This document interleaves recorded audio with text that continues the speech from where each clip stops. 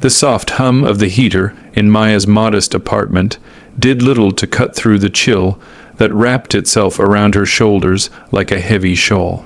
Outside, December had painted the city in icy blues and whites, Christmas lights blinking cheerily from neighboring balconies, as if to mock the quiet unease she felt in her chest. She was stirring a pot of lentil soup on the stove, her thoughts lost in the aroma, when the chime of a notification brought her back to the present. She wiped her hands on a dish towel, picked up her phone, and frowned at the message glowing on the screen. Rachel, family Christmas dinner is at our place this year. December 24th, 7 p.m. Dress nice winking face. Maya stared at the message for a long moment, her lips tightening. No greeting, no hope you can make it. Just a command, laced with that ever-present smug undertone her sister-in-law had perfected over the years. Still, she copied the date into her calendar. For Daniel, for appearances, for family. Rachel had always been the star of the family. Beautiful, successful, confident, everything Maya wasn't expected to be, yet constantly judged against. From the moment Maya married Daniel, Rachel had made it her personal mission to remind her of her outsider status. She remembered the first Christmas after their wedding. Maya had brought a homemade apple pie, proud of the lattice crust and how she'd used her late grandmother's recipe. Rachel had taken one bite, made a face, and said, "Oh, rustic, did you forget the sugar, or is it a health thing?" Everyone had laughed. Maya hadn't. That was 5 years ago. Since then, the jabs had only grown sharper. When Daniel came home from work that evening, he looked tired, his overcoat dusted with snow. "Hey, love," he said, kissing her on the cheek. "Smells good." Maya handed him a bowl of soup and sat down beside him at their small kitchen table. "That's the surface level," Daniel groaned softly, "already. And it can be taught in an afternoon. Formal, of course." He gave her a sympathetic look. "I know she can beat a lot, but it's just dinner. We'll get through it together." Maya nodded but said nothing. Daniel never saw what she saw. He always missed the way Rachel would glance at her before speaking, the look of subtle disdain.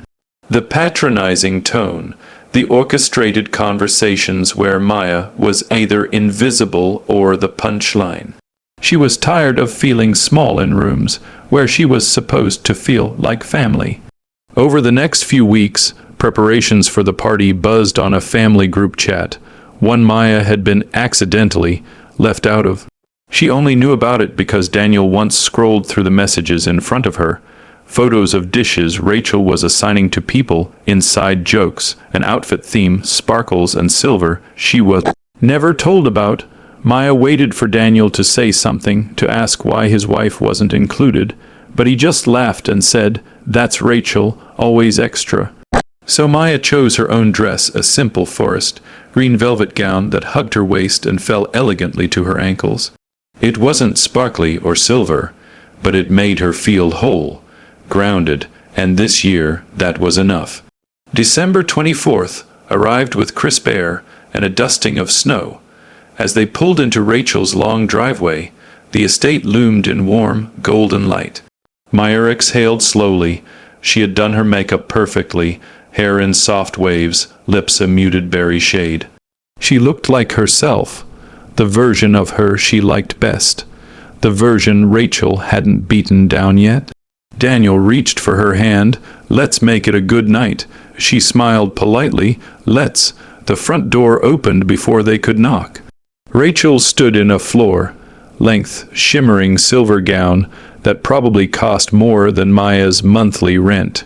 Her smile was wide and hollow. "You made it," she said, kissing Daniel. "And Maya, that dress is brave." Maya froze for half a second, the comment sliding in beneath her ribs.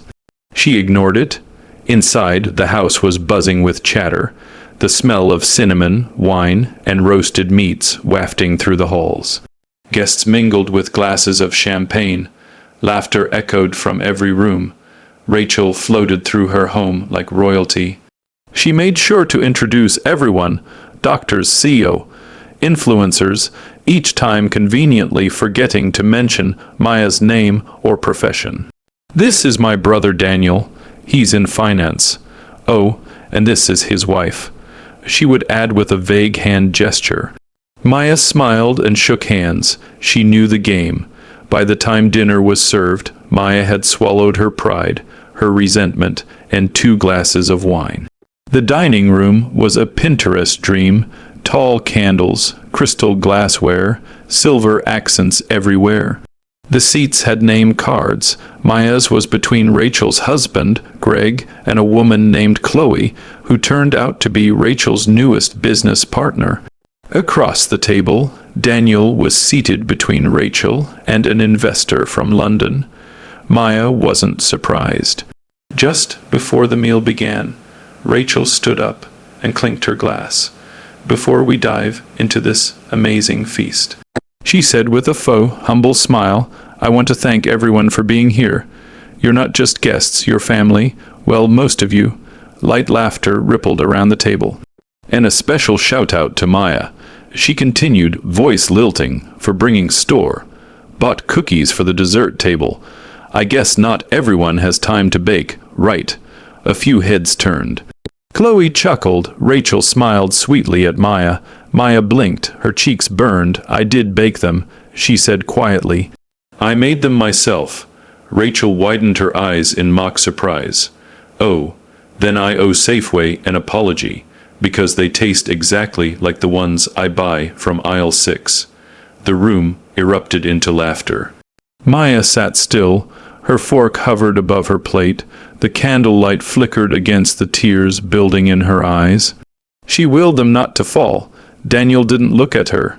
He just shifted uncomfortably. Greg gave an apologetic shrug. "She's just being Rachel." But one person wasn't laughing.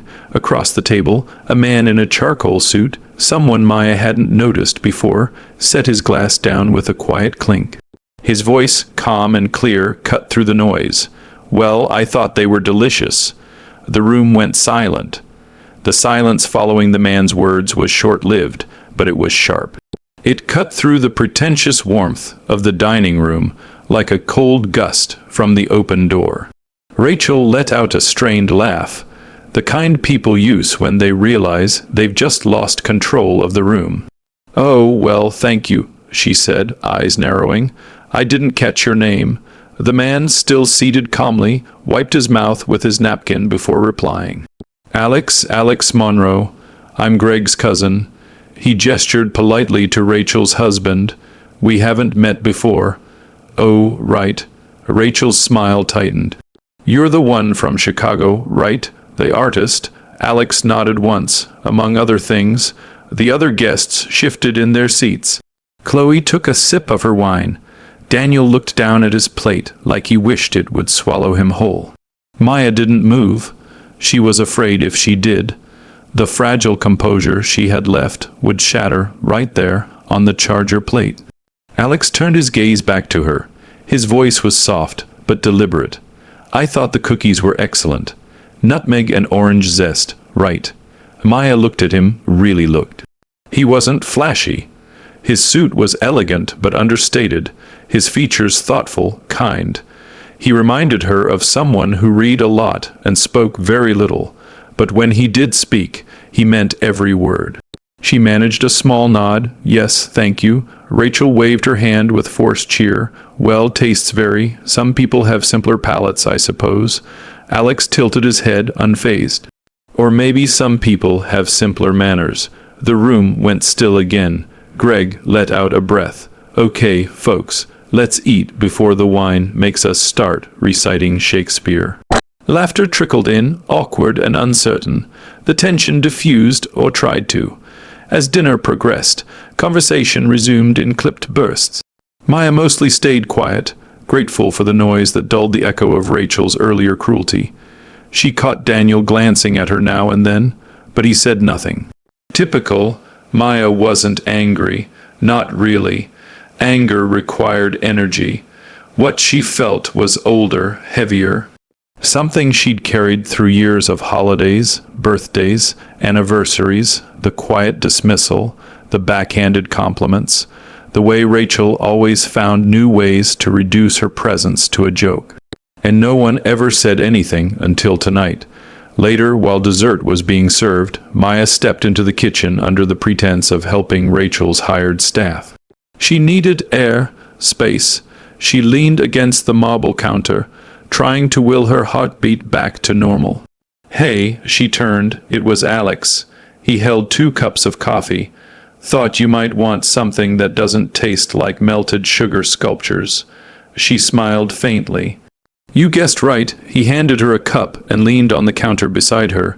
For a while, they just stood there, the quiet hum of the dishwasher behind them. "You didn't have to say anything," she said eventually. "I know. So why did you?" Alex turned toward her, one brow raised. Because she was being cruel, and everyone else was letting her. Maya looked down at her cup. "That's kind of the family motto. You deserve better," he said, gently. "You don't have to let people treat you like that, just because they call it tradition." A lump formed in her throat. She swallowed it. "I've tried," she said, "but it never changes. Daniel just says that's how she is. Like I'm the one being too sensitive." Alex's expression softened. "He's wrong." She met his eyes. There was no pity in them, just clarity, a kind of quiet, unwavering belief. It startled her how much she needed to see that. When she returned to the dining room, Maya felt different. Not powerful, not yet, but grounded, anchored by the tiniest seed of something long buried, self-worth. Rachel noticed the shift immediately. "Oh good, you're back," she said, her voice light but eyes calculating. "We were just talking about careers. Alex, didn't you say you were an artist? That's adorable." Alex gave her a polite smile. "And you run a wellness brand, right, with imported crystals and detox teas?" Rachel preened. "Yes, we're actually expanding to do by next year." "Fascinating," Alex said. "It must be a challenge building an empire on pseudoscience and Google quotes."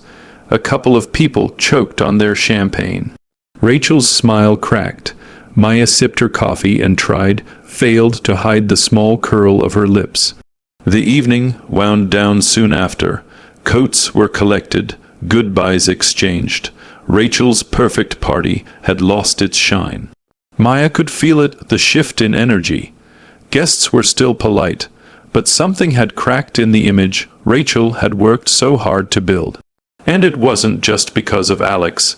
It was because Maya had stayed, had looked her in the eye, had refused to shrink. As they stepped outside, Daniel finally spoke. "You didn't have to make a scene," he said quietly. Maya turned to him. "I didn't." He looked uncomfortable. "That guy Alex, he doesn't even know you. Why was he defending you?" She stopped walking. Snow was beginning to fall again, soft flakes resting on her hair. "Maybe because he saw me," Daniel frowned. "I see you." She looked at him for a long moment. "No, Daniel, you don't, not really." As they drove home in silence, Maya stared out the window, her breath fogging up the glass. She wasn't angry anymore. She was awake, and next Christmas, she wouldn't just survive it, she'd own it. January rolled in with gray skies and heavy snow, but Maya felt lighter. The aftershocks of Christmas night lingered in subtle ways, the silent tension between her and Daniel, Rachel's pointed silence on social media, the echo of Alex's quiet but cutting words.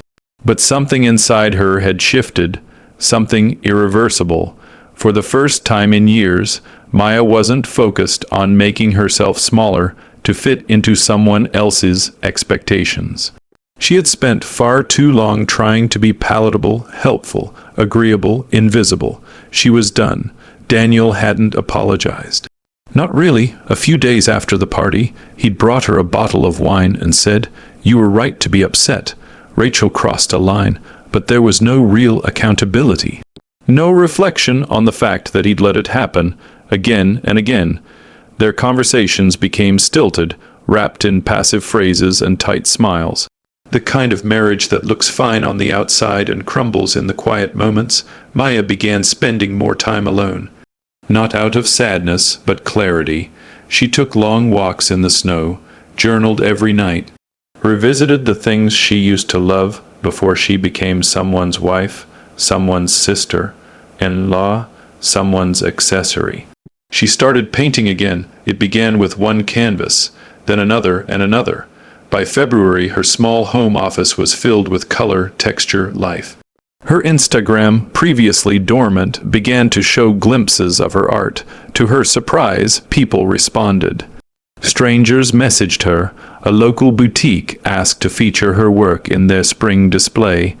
Alex was the first to comment on almost every post. "This is stunning. Your use of light and color, unreal. You found your voice. I hope you never quiet it again." They didn't see each other again in person until early March. He was in town for a short gallery show and invited her to join. She almost didn't go. She stood in front of the mirror that night, wearing a burnt orange wool coat and soft curls, and thought, what if Rachel hears? What if Daniel finds out? What if people talk? Then she reminded herself she didn't owe anyone silence anymore. She met Alex at the gallery.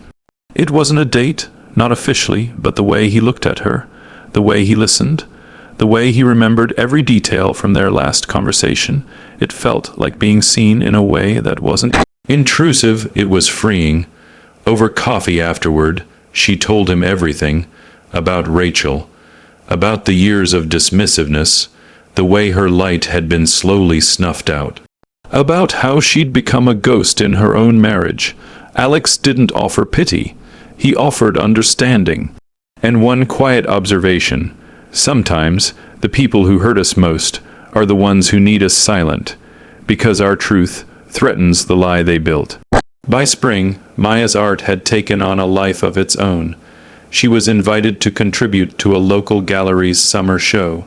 One of her pieces, a mixed-media portrait of a woman rising from fractured glass, was chosen as the feature. People began asking for commissions. She created a small website. The name, Fractured Grace. She didn't tell Daniel. Not because she wanted to hide it, but because he never asked. Their marriage had become a hallway, just long enough to pass each other without touching. One night in May, he came home and said Rachel had invited them for a Memorial Day brunch. Maya looked up from her laptop and calmly said, "I won't be going." He blinked. "What? I'm done putting myself in places where I'm not welcome." Daniel scoffed. "It's just brunch, Maya. Don't make it into a thing." She met his gaze, steady and unflinching. "It is a thing, and it has been for years. You just chose not to see it." Rachel didn't like Maya's newfound distance. She called once in June, under the guise of checking in. Maya was polite, but cool. Rachel dropped the act quickly. "Well, I just think it's a little dramatic to ghost your husband's family over one misunderstanding." Maya paused, then smiled. "You're right, if it were just one." Rachel's voice sharpened. "You think you're better than us now, because you sold a few paintings." "No," Maya said. "I know I'm better than the version of me who let you humiliate her for 5 years." Then she hung up. She shook for 10 minutes afterward, and then she felt weightless. Over the next few months, Maya flourished. She moved her studio into a shared art space downtown. She began teaching weekend workshops. Her following grew. Her confidence deepened. Her world expanded beyond the suffocating sphere of Rachel's approval. And Daniel. He faded into the background like an old watermark. They separated quietly, without drama. He moved in with a coworker by August. Maya didn't cry. She didn't rage. She simply exhaled. In early December, Maya received an unexpected email. It was from the Haven Collective, a women's empowerment group known for their high-profile winter charity gala. They wanted to honor her, specifically her journey from silenced woman to empowered artist. They'd seen her exhibit, read her blog, followed her story. "You've inspired many. We'd be honored if you'd speak." The gala, December 24th. Maya sat with that date for a long moment, then smiled. Rachel heard about it the way people like her always did, through other people's success. Greg mentioned it at dinner. Chloe had seen the event flyer on LinkedIn. "Maya, that Maya," Rachel said, eyes narrowing. "Yeah," Chloe replied. "She's kind of blowing up. Good for her." Rachel smiled tightly. She didn't like losing control of the narrative. So she did what she did best. She schemed. 1 week before the gala, Maya received a text from Rachel. "Congratulations on your little award thing. Maybe now you can finally host Christmas for once." Face blowing a kiss. Maya didn't respond. She didn't need to. December 24th arrived again, as it always did, with snow, soft light, and the quiet hum of expectations. But this time, everything was different. There was no grand estate, no towering tree hand selected by stylists, no fake smiles or invisible seat at the table. This Christmas Eve, Maya was the host. The loft she'd moved into 6 months ago glowed with warmth and color. Soft jazz played in the background, twinkling fairy lights wrapped around exposed beams. Her latest collection of paintings, Women Who Stayed, adorned the brick walls. Guests trickled in through the evening: artists, gallery curators, students from her classes, new friends, and yes, even a few old ones. Greg arrived with his mother and a bottle of red wine. Chloe brought a giant bouquet of winter roses. Alex arrived last, as usual, with a calm smile and a quiet confidence that grounded the room like gravity. And they were all here for her, not for Rachel, not for her image, not for the illusion of family, for Maya. The charity gala had gone viral. Videos of Maya's speech had flooded TikTok and Instagram. Her words, her poise, her vulnerability. She'd spoken not just of her art, but of the journey to reclaiming her voice. Sometimes the most radical thing a woman can do, she'd said, is stop apologizing for taking up space. Those words now lived on posters, quotes, mugs, art prints. Rachel had seen it all. Her silence on social media had become deafening. The louder the world celebrated Maya, the quieter Rachel became, and tonight was the moment Rachel realized she'd lost. At exactly 7:45 p.m., the loft door buzzed. Maya walked over, heels soft against the wood floor, and checked the screen. It was Rachel. Maya hesitated for one breath, two. Then she pressed the buzzer, not because she wanted a scene, because she didn't need to fear one. Rachel walked in wearing headed, designer red, her coat the color of ego. Her eyes scanned the room, clearly expecting something smaller, simpler, less worthy. She found none of that. She found Maya radiant, effortless, glowing with a kind of peace that couldn't be faked. "Maya," Rachel said, faux cheerful, leaning in for a kiss. Maya turned slightly, offering only her cheek. "Rachel, didn't expect you. I'm full of surprises," Rachel said, eyes darting around. "Very artsy?" Maya smiled. "It's not your kind of event. You might have to have real conversations." Greg came over before Rachel could respond. "Hey, the woman of the hour," he said, handing Maya a fresh glass of Prosecco. "You crushed it at the gala, seriously. Never seen someone hold a room like that. Thank you, Greg." He turned to Rachel. "Did you watch her speech?" Rachel stiffened. "I saw parts." Chloe joined them, looping her arm with Maya's. "She made me cry. Twice. I think your story resonates with more people than you realize."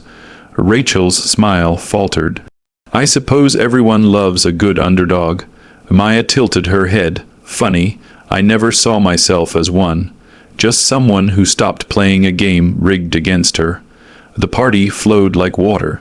Warm, genuine, laughter without edge. Rachel tried for the first hour to be the center. She dropped names, told exaggerated stories, even bragged about a supposed brand partnership that Chloe quietly corrected. But it didn't stick, not tonight. People didn't orbit Rachel anymore. They gravitated toward Maya. Later in the evening, as dessert was served, including Maya's now famous spiced orange cookies, Alex clinked his glass. A hush fell. "I just want to say something," he began, his eyes on Maya. "This time last year, I watched a woman be humiliated in a room full of people who chose silence. I spoke up, but she was the one who stood up, even if it took a little time, and she didn't just stand, she rose." He turned to her, voice thick with meaning. "Maya, Watching you become yourself again has been one of the greatest honors of my life." Applause broke out.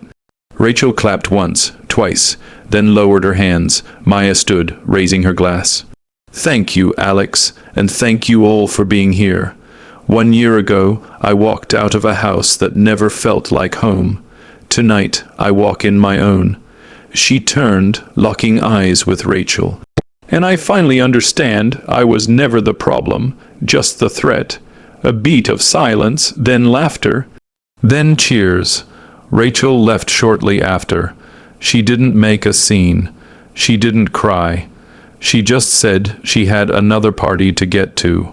No one asked for details. As she walked out into the cold, snow flurries catching in her designer heels, she glanced back once. Just once. Maya didn't look.